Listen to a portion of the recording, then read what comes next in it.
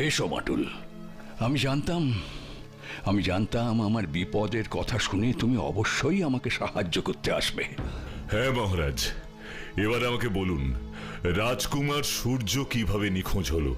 তাহলে শোনো বাটুল, আমাদের রাজ্য চন্দনঘরের পেছনের দিকে নীল নদীর তীরে একটা বিশাল অরণ্য আছে। সেখানেই রাজকুমার সূর্য শিকার করতে গিয়েছিল। তারপর কি হলো মহারাজ?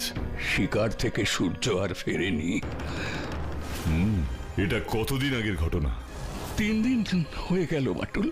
অনেক খোঁজাখুঁজির পরেও আমার পুত্র সূর্যের আর আমি কোনো খবর পাইনি বাটুল। কোথায় আছে, কেমন আছে, আমি কিচ্ছু জানি না, কিচ্ছু না। না না, আপনি এত ভেঙে পড়বেন না মহারাজ। আমি আপনাকে কথা দিচ্ছি, রাজকুমার সূর্যকে আমি খুঁজে বের করবই। তাই যেন হয় বাটুল, তাই যেন হয়।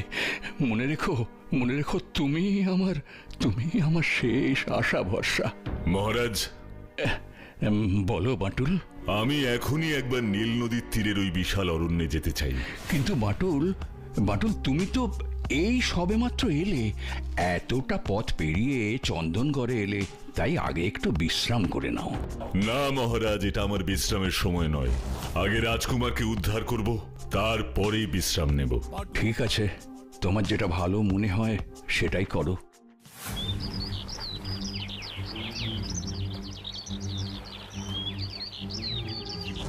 এতক্ষণ হয়ে গেল, কিন্তু এখনো তো তেমন কোনো কিছুই দেখতে পেলাম না।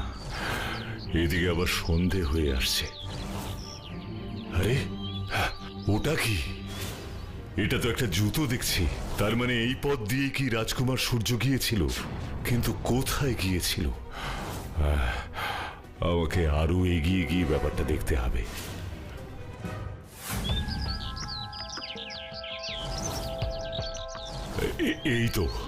এই তো আরেক পাটি জুতো।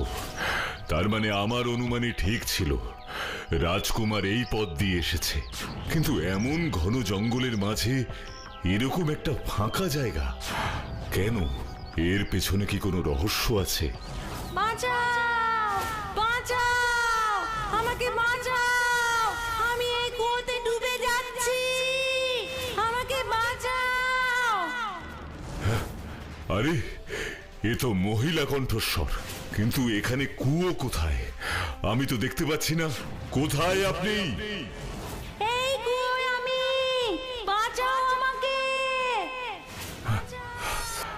ওই তো কুয়ো, ওর মধ্য থেকে আওয়াজটা আসছে।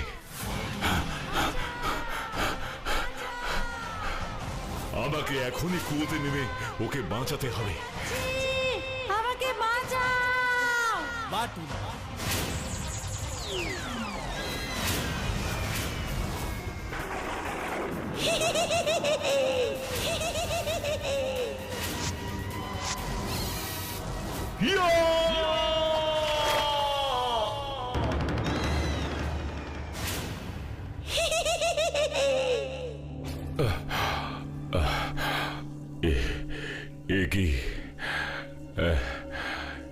আমি কোথায়?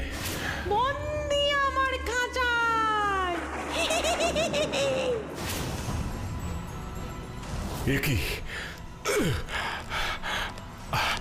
আমি খাঁচা ভাঙতে পারছি না কেন? আমার শরীরের শক্তি সব কোথায় গেল? তোর শক্তি আমি কেড়ে নিয়েছি বাটুল, তাই তুই হয়তো চেষ্টা করেও এই খাঁচা ভাঙতে পারবি না। আমার সব শক্তি কেড়ে নিয়েছিস, কিন্তু তা কি করে সম্ভব? তাহলে শোন, তোকে অজ্ঞান করে এই খাঁচায় বন্দি করার আগে এই সুযোগেই আমাকে বাটুলের সব শক্তি কেড়ে নিতে হবে। না হলে ওকে আমি খাঁচায় বন্দি করে রাখতে পারবো না। বাটুলের সব শক্তি চলে যা, রিং টিং ফাট।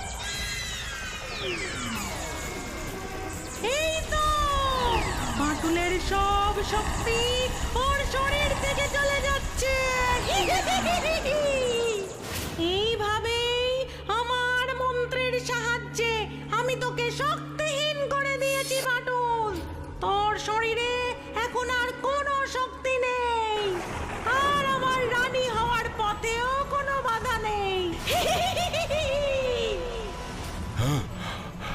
রানী? কোথাকার রানী? হ্যাঁ হ্যাঁ, রানী। রাজকুমার সূর্যকে বিয়ে করে এই চন্দনগড়ের রানী হব আমি। রাজকুমার সূর্য কোথায়?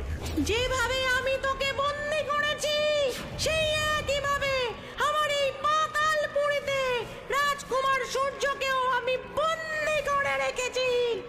ও, তার মানে এইখানেই বন্দি আছে রাজকুমার সূর্য। এবার যেভাবেই হোক আমাকে রাজকুমার সূর্যকে উদ্ধার করতেই হবে এই রাক্ষসীর হাত থেকে। কিন্তু কিভাবে? আমার শরীরের সব শক্তি তো কেড়ে নিয়েছে, তাহলে এবার আমাকে আমার বুদ্ধির জোরেই সব করতে হবে। কি হলো বাটুল, কি ভাবছিস? পালাবি কেমন করে? ভাবছি, তুই তো ভালো করেই জানিস মহারাজ বিক্রম সেন কিছুতেই তোর মতন একটা রাক্ষসীর সাথে তার ছেলের বিয়ে দেবেন না। আর বিয়ে না দিলে তোর চন্দনগড়ের রানী হবার স্বপ্নই থেকে যাবে। না, আমাকে চন্দনগড়ের রানী হতেই হবে। হব বললেই তো আর হওয়া যাবে না। তার আগে মহারাজাকে এই বিয়ের ব্যাপারে রাজি করাতে হবে। কিন্তু কে রাজি করাবে? আমি, কারণ মহারাজ আমাকে কথা দিয়েছেন রাজকুমারের মুক্তির জন্য আমি যা বলবো উনি তাই শুনবেন। সত্যি বলছিস? তুই মহারাজকে রাজি করাতে পারবি? হ্যাঁ, কিন্তু আমার একটা শর্ত আছে। কি শর্ত? রাজকুমার সূর্যকে ছেড়ে দিতে হবে, ওকে মহারাজার কাছে যেতে দিতে হবে। না, সেটা হবে না বাটুল। রাজকুমারকে আমি ছাড়তে পারবো না। তার চেয়ে বরং তুই গিয়ে মহারাজা বিক্রম সেনকে রাজি করা। ঠিক আছে, কিন্তু যাওয়ার আগে আমি একবার রাজকুমারকে দেখতে চাই। কেন?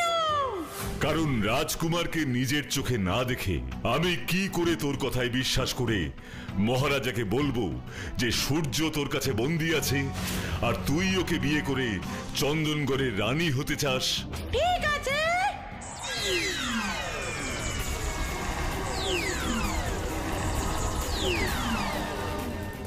আয় আমার সাথে।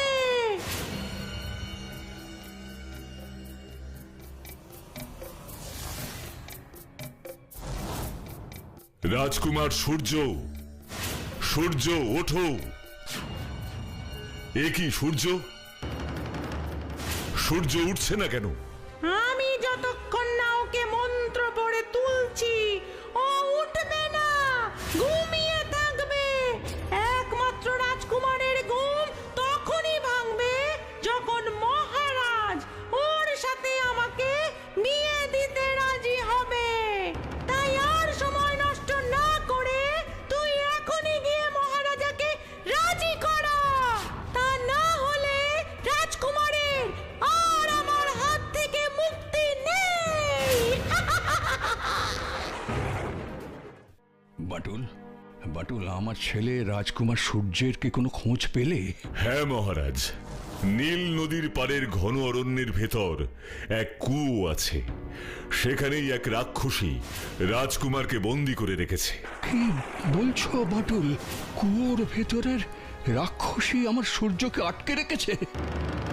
হ্যাঁ, আর বলেছে যদি আপনি সূর্যর সাথে ওর বিয়ে দিয়ে তাকে চন্দনগড়ের রানী হিসেবে গ্রহণ করেন, একমাত্র তাহলেই ওই রাক্ষসী রাজকুমারকে মুক্তি দেবে।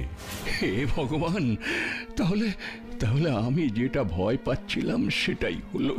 আপনি কি ভয় পাচ্ছিলেন মহারাজ? তুমি জানো বাটুল ওই রাক্ষসী আসলে কে? না মহারাজ, কে ওই রাক্ষসী? তাহলে শোনো, ওই রাক্ষসী হলো আমার প্রতিবেশী দেশ কাঞ্চনগড়ের মহারাজ দেববর্মনের একমাত্র কন্যা রাজকুমারী ঝিনুকমালা। আর এই ঝিনুকমালার সাথেই আমার সূর্যের বিয়ে হয়েছিল। এ আপনি কি বলছেন মহারাজ? ওই রাক্ষসী আসলে রাজকুমারী ঝিনুকমালা? হ্যাঁ হ্যাঁ বাটুল, হ্যাঁ, কাঞ্চনগড়ের স্বয়ংবরে ঝিনুকমালার সাথেই সূর্যের বিয়ে হয়।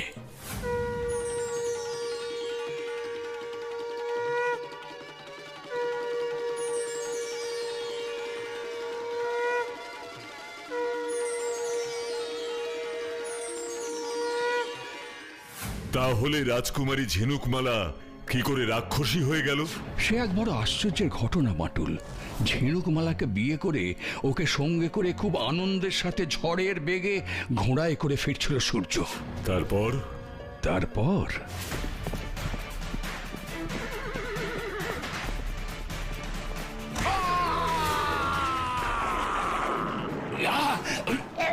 রাজকুমার, তোর এত বড় স্পর্ধা, তুই আমাকে ফেলে দিস?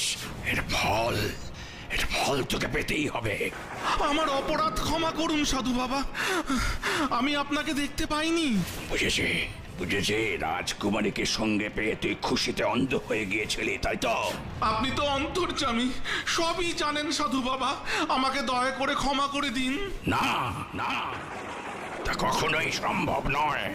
শোন রে মূর্খ, শোন, যে রাজকুমারীর আনন্দে অন্ধ হয়ে তুই আমাকে আঘাত করেছিস, আজ থেকে সেই রাজকুমারী হবে তোর মৃত্যুর কারণ। এ আপনি কি বলছেন সাধু বাবা? আমি স্ত্রী হয়ে আমার স্বামীর মৃত্যুর কারণ হব? হ্যাঁ, তুই এক্ষুনি রাক্ষসী হয়ে যাবি। না!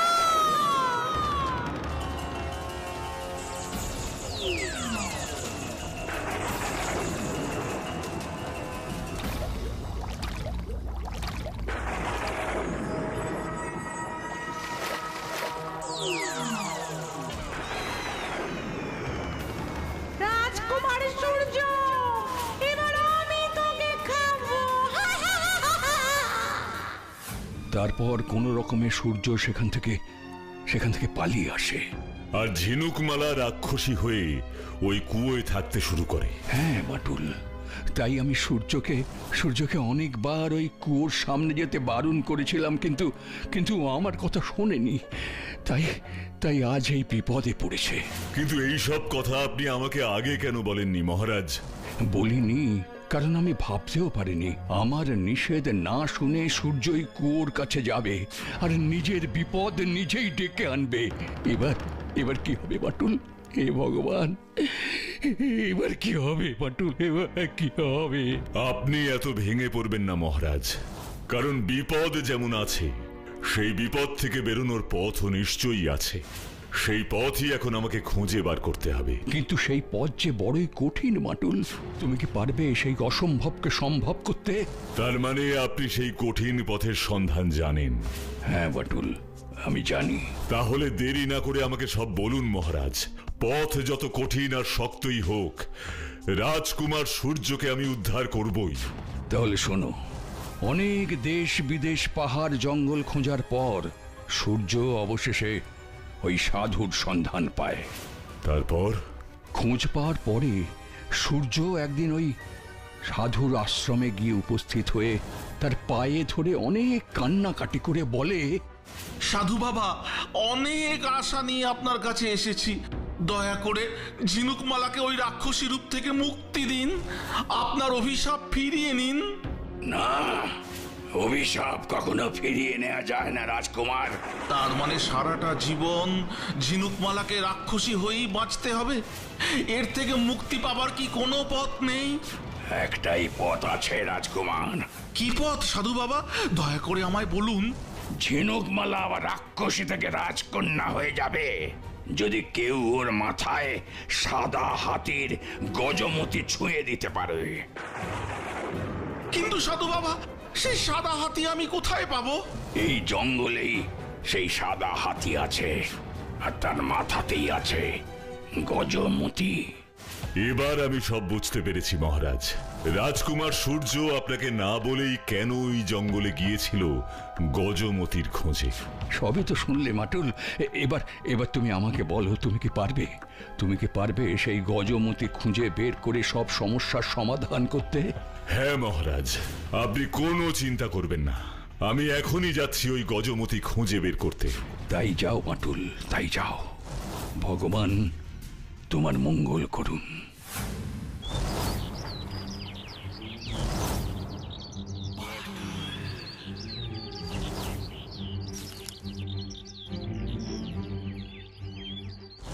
দেখতে দেখতে সন্ধে হয়ে গেল, কিন্তু সেই সাদা হাতির দেখা পেলাম না। না না না না, এভাবে হাল ছেড়ে বসে পড়লে চলবে না। আমাকে যে করেই হোক আজকের মধ্যেই ওই গজমতি পেতে হবে।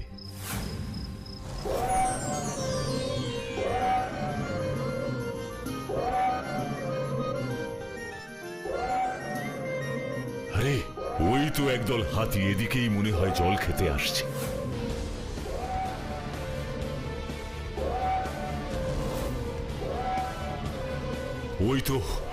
ওই তো একটা ছোট সাদা হাতি, তার মানে ওর মাথাতেই আছে গজমতি। আমাকে ওর কাছেই যেতে হবে। ইয়া! তুমি কে? আমি বাটুল, তোমার বন্ধু সাদা হাতি। আমার বন্ধু? হ্যাঁ বন্ধু, আমাকে তোমার একটা জিনিস দেবে? কি চাও বলো। তোমার গজমতি দেবে আমাকে? না না, আমার গজমতি আমি কাউকে দেব না, এটা আমার খুব প্রিয়। আমি জানি বন্ধু। তবে চাইছো কেন? আমি আমার জন্য চাইছি না। তাহলে কার জন্য চাইছো? আমি চাইছি একজন রাজকন্যার জন্য। সে খুব কষ্টে আছে। কি কষ্ট? আমি সব তোমাকে বলছি। শোন, যে রাজকুমারীর আনন্দে অন্ধ হয়ে তুই আমাকে আঘাত করেছিস, আজ থেকে সেই রাজকুমারী হবে তোর মৃত্যুর কারণ। হ্যাঁ, তুই এক্ষুনি রাক্ষসী হয়ে যাবি।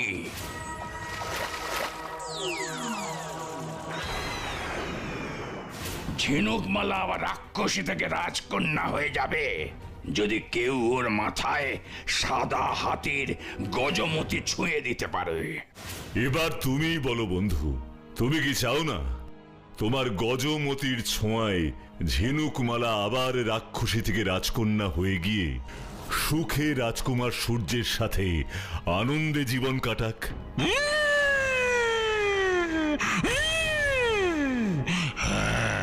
হ্যাঁ চাই। দাঁড়াও, আমি বসছি, তারপর তুমি আমার মাথা থেকে গজমতি খুলে নাও।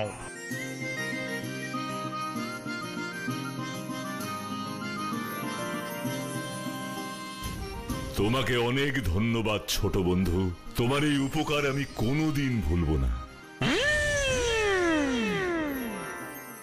কি হলো, এত দেরি করলি কেন? তোমার জন্য এই গজমতি আনতে দেরি হয়ে গেল রাজকন্যা ঝিনুকমালা। ঝিনুকমালা? কে ঝিনুকমালা? আমি তো রাক্ষসী। না, তুমি রাক্ষসী নও। এক সাধুর অভিশাপে আজ তোমার এই অবস্থা। আর ওই যে রাজকুমার যাকে তুমি বন্দী করেছ বিয়ে করবে বলে, সে আসলে তোমারই স্বামী, রাজকুমার সূর্য। এসব তুই কি বলছিস? আমার তো কিছুই মনে পড়ছে না। দেখ, আমার সাথে কোনো রকম চালাকি করলে ফল ভালো হবে না কিন্তু। মনে রাখিস, রাজকুমারের বাঁচা মরা আমার হাতে। আমি কোনো চালাকি করছি না ঝিনুকমালা। এই গজমতি তোমার মাথায় ছুঁলেই দেখবে তোমার সব মনে পড়ে যাবে। আর যদি না মনে পড়ে তাহলে আমি সারা জীবন তোমার এই কুয়োতে বন্দী হয়ে থাকবো, এই কথা দিলাম। ঠিক আছে, কথাটা যেন মনে থাকে। এবার কি করবি তাড়াতাড়ি কর। বাটুল দি গ্রেট।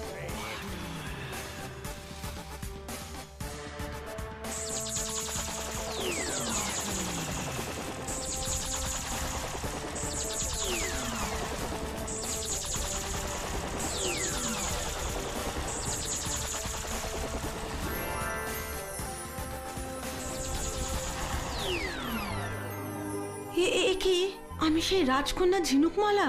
হ্যাঁ হ্যাঁ, তুমি ঝিনুকমালা।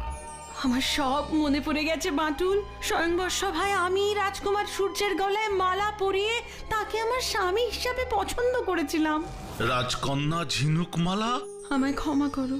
আমি না জেনে না বুঝে তোমাকে বন্দি করে অজ্ঞান করে রেখেছিলাম। এতে তোমার কোনো দোষ ছিল না ঝিনুকমালা। এ সবই হয়েছে ওই সাধুর অভিশাপের ফলে। এবার তাড়াতাড়ি চলো, মহারাজা বিক্রম সেন তোমাদের জন্য অপেক্ষা করে আছেন। কিরে, তোদের গল্পটা কেমন লাগলো বাচ্চু বিচ্ছু? দারুণ গল্পটা বাটুল্লা, মনটা একেবারে খুশিতে ভরে গেল। তাহলে এবার তোরাও আমাকে খুশি করে দে। মানে আমি যেমন তোদের গল্প বলে খুশি করেছি, তেমনি তোরাও এবার 10টা করে অঙ্ক কষে আমাকে খুশি করে দে। বাটুল্লা, নো চিন্তা, ডুপতি পুরো একেবারে 10-এ 10 হয়ে যাবে, কিন্তু অঙ্কগুলো ঠিক হবার কোনো গ্যারান্টি নেই। হ্যাঁ